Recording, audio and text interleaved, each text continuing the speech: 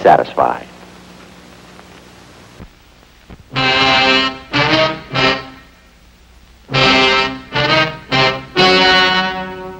Ladies and gentlemen, the story you are about to see is true. The names have been changed to protect the innocent.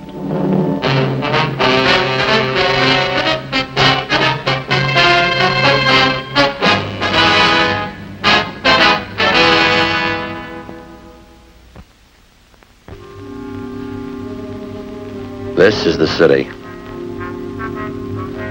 Every 24 hours, a little bit of everything happens. 2 million people make a lot of history in one day. They write it all down and file it away. Some of it's important, some of it isn't. Business, industry, government. You buy a 3-cent stamp or an oil well. They keep records on all of it. Progress, money, success, and failure. A complete history of every day. Some of it's public, some of it's personal. It's all written down. In my job, we catalog trouble. I'm a cop. It was Wednesday, October 6th. It was sultry in Los Angeles. We were working the day watch out of homicide.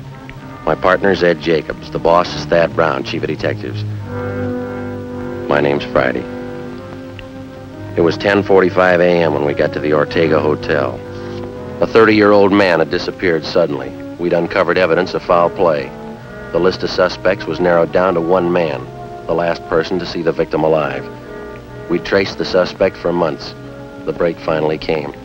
We found him.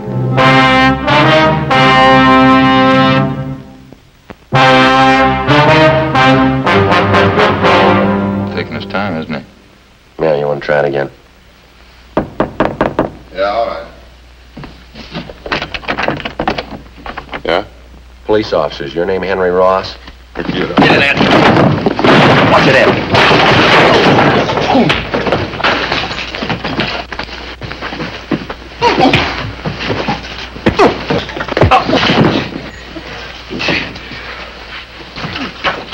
Hands behind your back, both of them. Sit down in that chair. What is this? You guys really cops? No fooling, are you cops? I thought you were faking. I showed you my card at the door. Yeah, I thought you were faking, that's the truth. There's a couple of guys out to muss me up, and I thought you were them. Your name Henry Ross? Sure, that's right. No, I thought you were one of those mooches I had a fight with in the bar the other night. He said he was going to get a pal and come back and take care of me. Yeah? Well, sure, I got no reason to fight cops. Didn't do my room any good. The landlady's going to scream. All right, you want to finish up dressing? I want to talk to you downtown. What's it about, officer? Missing person. We'll brief you when we get downtown. All right with me. Would you take these cuffs off, please? Kind of hard to dress with them. All right. Bend over. I don't know why you have to slap cuffs on me. I didn't know you were cops. Mind if we check through your things, Ross? Huh? Why? Mind? Well, go ahead if you want. I got nothing to hide. If you spoke up at the door, there wouldn't have been this fight. I thought you were that mooch in the bar and his friend. Thought you were looking for trouble. All right, mister. You about ready to go? Oh, I'd like to brush my teeth first, if you don't mind. Got a mouthful of cotton this morning. Where do you keep your toothbrush? Well, over here. I'll get it. Never mind. All right.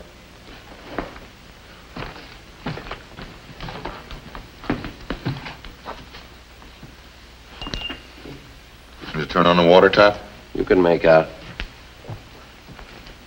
Nothing, Joe. Pretty clean. Of course I'm clean. How about some toothpaste? What'd you expect? Anybody can make a mistake. I didn't know you were cops. Henry Ellsworth Ross. That's your full name? Hmm? Yeah, that's right. Hardly ever use the L's word. Lousy name, huh? Well, what's the picture of all this, officer? We told you. Missing person. We'd like to talk to you about it. Don't think I can help you. Nobody I know's missing. How about Paul Davis? Davis? Yeah, I knew it, Davis. Don't know if his name was Paul, though. They've been gone a long time, this guy, Davis? Yeah, that's right.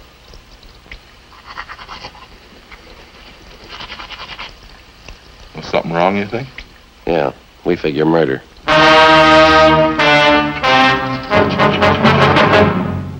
After going over his room thoroughly, we took Henry Ellsworth Ross back to the city hall to the interrogation room. He was a longshoreman by trade. Among his friends and acquaintances, he was known as a heavy drinker and a man with a violent temper. Ed and I questioned him for half an hour. We got nowhere. I'll tell you the truth. I just don't know what you're getting at. I think I knew a guy named Davis, and that's about as far as it goes. You sure that's all you have to tell us? Of course I'm sure. Well, look, I got a right to a lawyer if you're going to stand there and throw a lot of charges at me. We're not throwing charges at you, Henry. We got a missing persons case. Like to have you cooperate. That's about it. Well, I'd like to, but I can't. Paul Davis. Just a name to me. Maybe I know him. I don't know. You got that report there, Ed? Yeah. That's it. Thank you.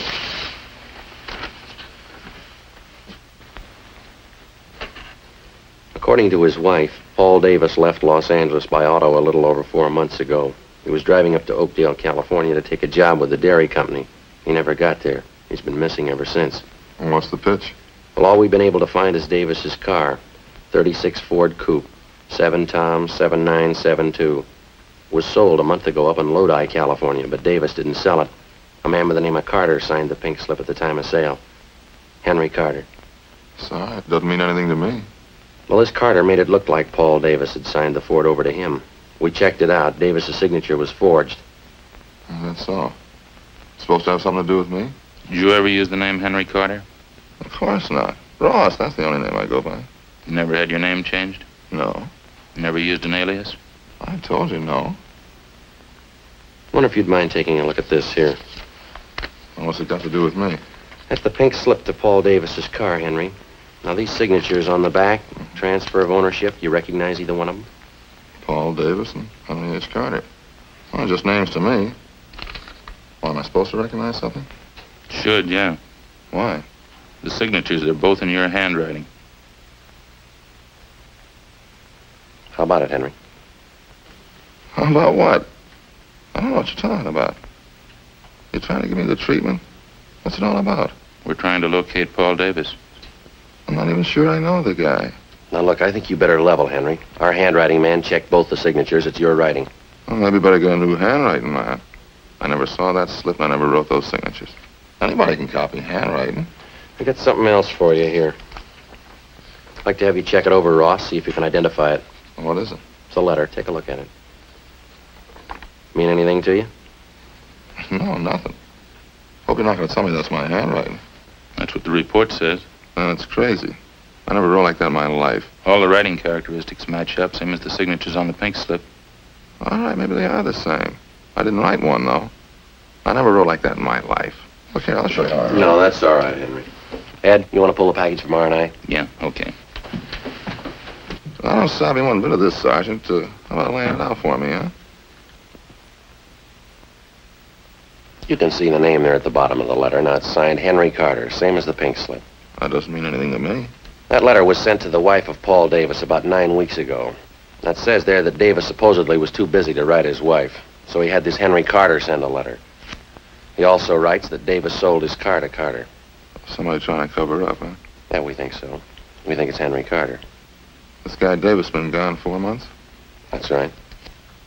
You said you thought Davis was murdered. How come? Just an idea. Oh. 8 men have disappeared from around here in the last 14 months, just like Davis. 6 more up in the San Joaquin Valley, same way. They took off alone on auto trips. Never seen again, not a trace of them. Here you go, Joe. Yeah, thanks. We've got your record here, Henry, from Baton Rouge. We sent to Sheriff Clemens for it. Look, do we have to drag all that out again? It's past. There's just one thing we had to check out, Henry. Now, you told us that you never used an alias, is that right? Well, all right, I have. Well, I didn't know what you were getting at. I didn't figure it was any use in dragging out dirty laundry again. I asked you if you ever used the name Henry Carter. Yeah, okay, I used it. It's a common name. A lot of Henry Carters are around. We only know one who fits your description. Well, I'm clean, you know that. Smoke, Henry? No. Joe? Thanks. You let me have one, huh? Sure.